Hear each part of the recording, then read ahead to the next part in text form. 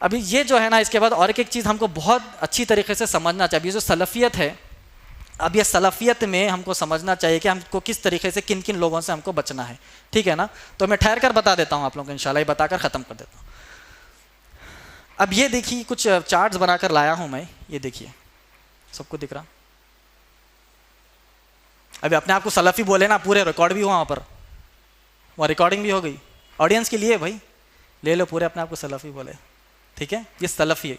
अब ये देखिए ना, सबसे पहले क्या है, ISIL, Islamic state of Iraq and Leivand, इसको दूसरी तरफ से ISIS भी कहा जाता है। क्या है ISIS?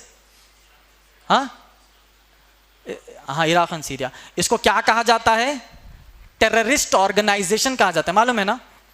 इनका अकीदा क्या है मालूम? सलफ़ी।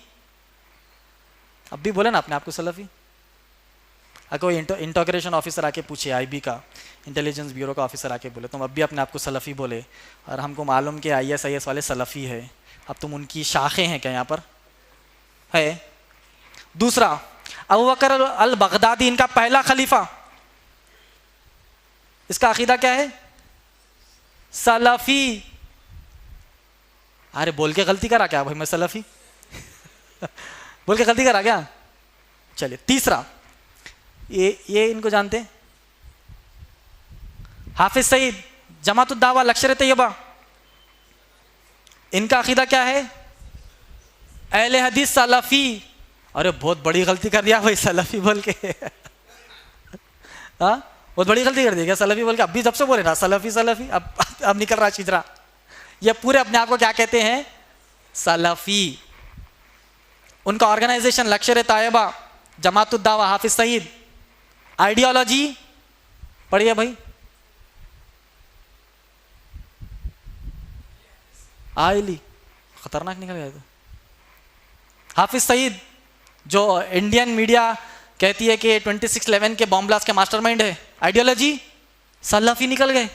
हाय, अब पूरी रिकॉर्डिंग में मैं क्या बोला? अभी मैं सलफ़ी हूँ, ठीक है। नीचे, जमातुल मुजाहिदीन बांग्लादेश, आइडियोलॉजी सलफ़ी, हो गया ना। उसके बाद 700 हिजरी में जो शेख का नाम लिया, क्या नाम है इनका? इब्ने तैमिया, शेख इब्ने तैमिया, जिसको हम माशाल्लाह बहुत बड़े शेखुल इस्लाम कहते हैं ना, उनका क्या है आइडियोलॉजी?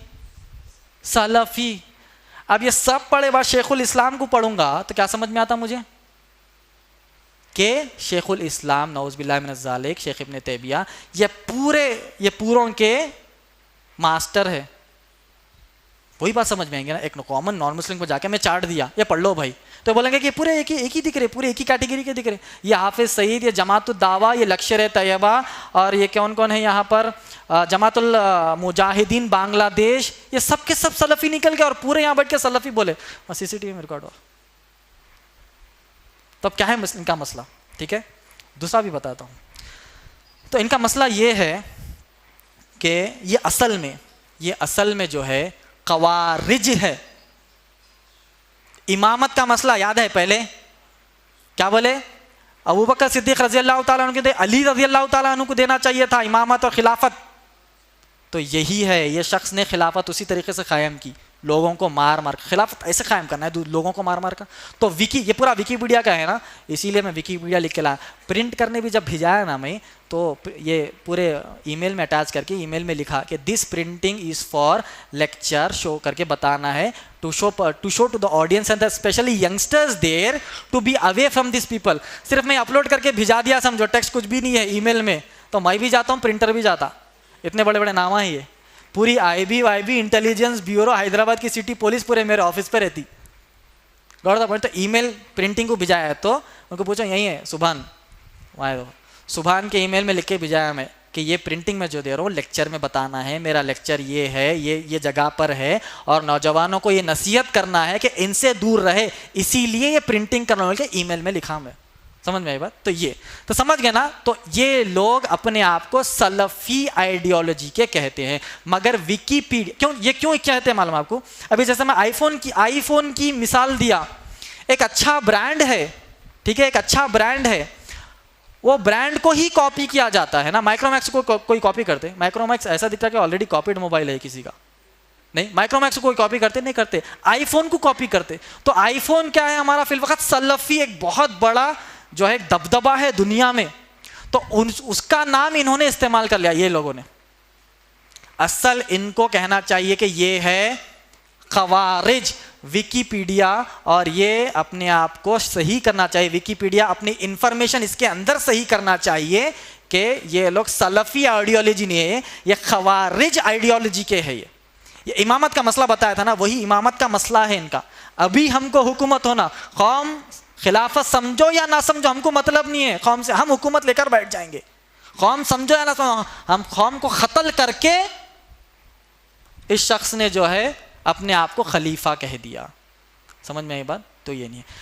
तो जब भी हमको उनमें अगर फ़र्क करना है, मिसाल के तौर पर ये सब देखने के बाद अगर कोई भी इंटेलिजेंस ऑफिसर, कोई भी पुलिस ऑफिसर आपको आके पूछे कि वो जो हाफिज सईद, जमात-उद-दावा, लश्कर तैयबा, इंडियन मुजाहिदीन और जैश मोहम्मद और अजहर मसूद, ये सब जो है ना इनकी आइडियोलॉजी सलफ़ी है और आपकी आइडियोलॉजी भी सलफ़ी है, तो आप उनमें फ़र्क बताइए। अगर कोई आईबी को ऑफिसर पूछ दिया तो क्लियरली बोलना कि मैं सलफ़ी हूँ, वो खवारिज है कहना। क्लियर है ना? कोई डरने की बात नहीं है, हमारा अकीदा सही है, हम उस पर ही रहेंगे। अगर हमारे सच्चे अकीदे का कोई कॉपी कर कर उससे दहशतगर्दी का काम करता है तो हम डर देंगे क्या?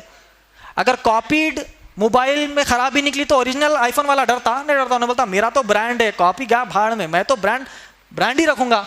कॉपीड वाला मोबाइल खराब हुआ तो आईफोन अपना नाम चेंज करता नहीं? करता। आईफोन ही रखता। कॉपीड वाला ब्लास्ट भी हो जाए फोन तो आईफोन अपना नाम वही रखेगा। कॉपीड के डर से आईफोन अपना नाम चेंज करता नहीं? करता। कॉपीड के डर से अपना नाम कोई चेंज करेंगे? ये कॉपीड के डर से अगर कोई आके बोले हाफिज सईद का आइडियोलॉजी भी ये सलफ़ी है और तुम्हारी आइडियोलॉजी भी सलफ़ी है, दोनों में क्या फ़र्क है? मेरे को ऐसा दिख रहा, तुम्हारी दाढ़ी बहुत बड़ी दिख रही, तुम इसके साथ ही दिख रहे, क्या बोलते? बोलते कि मैं सलफ़ी हूँ, ये खवारिज है। क्लियर है ना पूरे नौजवान इधर? कोई पुलिस ऑफिसर आके बोला तो कोई डरने की जरूरत नहीं है, कोई डरने की जरूरत नहीं है। हम डंके की चोट पे बोलेंगे हम सलफ़ी है, हम रहते मरते दम तक। और वो खवारिज है, उनके अकीदे ऐसे है जो कुरान के खिलाफ है बिल्कुल। नबी साहबा ने खिलाफत हासिल करने के लिए किसी का कत्ल और किसी को मारा नहीं है, कोई बम ब्लास्ट नहीं किया, किसी का कत्ल नहीं किया, किसी को जुल्म नहीं दिया। अरे नबी की हदीस तो ऐसी है कि अगर पड़ोसी तुम्हारा गैर मुसलमान भी है, अगर भूखा सोता है तो तुम ईमान वाले नहीं है कहा। अरे नबी की हदीस तो ऐसी है कि अगर बहते समंदर में, बहती नदी में भी हाथ धो तो पानी खराब मत करो कहा। तो पानी को खराब नहीं करो, ये हदीस बोलने वाले क्या खून को बहाओ बोलेंगे? बहती नदी में भी अगर हाथ धोते हैं तो पानी खराब करना नहीं यहाँ पर, ये हदीस है। तो ये हदीस बयान करने वाली शख्सियत क्या खून बहाओ बोलेंगी? तो ये कॉन्सेप्ट हमको इंशाल्लाह अच्छी तरीके से समझना चाहिए।